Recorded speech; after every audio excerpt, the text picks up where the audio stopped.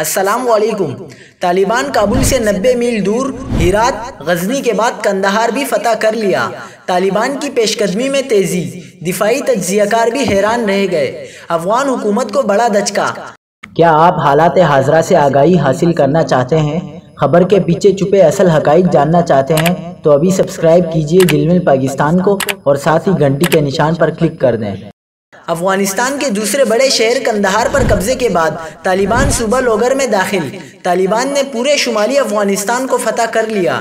قندھار، غزنی اور ہرات کے بعد طالبان کے قبضے میں جانے والا اہم ترین شہر ہے۔ جنوبی شہر اور صوبہ ہلمند کا دارالحکومت لشکرگاہ بھی طالبان کے قبضے میں جا چکا ہے۔ طالبان نے اب تک 12 صوبائی دارالحکومتوں پر قبضہ جما لیا۔